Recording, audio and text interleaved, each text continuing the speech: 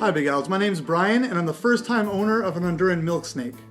I've never owned a snake before, so I was hoping you might be able to answer a couple questions I have. Question number one is, do I really need a separate enclosure to feed him in, or will this one be just fine?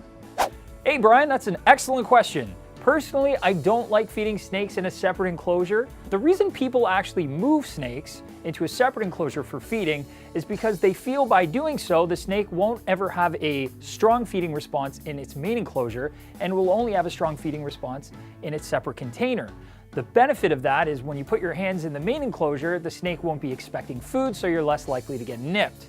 But the problem with that is, if you're constantly taking a snake out of its main enclosure to try and feed it, if you're dealing with a snake that's more finicky or easily startled, you're actually going to completely inhibit its feeding response by moving it into a separate container, meaning the snake might not eat at all, which is a much bigger problem. So what I recommend is always feed the snake in its regular enclosure and simply make sure that you haven't handled any food items when you're planning to handle the snake.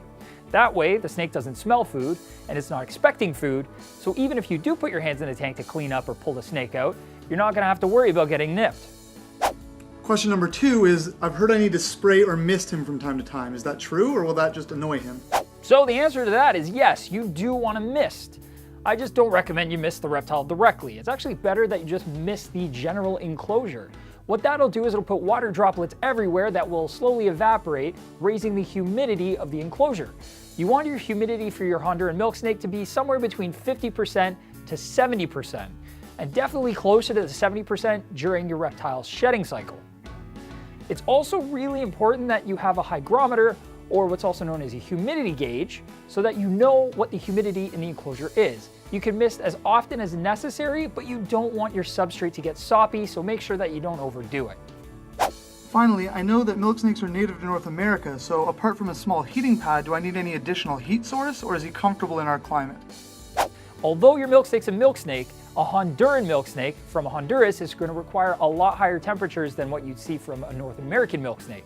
Your milk snake is going to want an ambient temperature around 80 to 82 degrees Fahrenheit and a basking temperature somewhere between 84 to 86 degrees.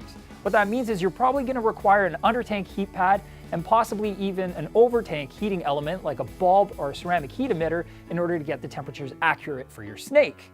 Just be careful, you want to use a thermometer to make sure those temperatures are perfect. Otherwise, if they're too low, you may have a snake that won't feed for you because it's in hibernation mode, or if they're too high, you could have more drastic problems like potentially frying your reptile.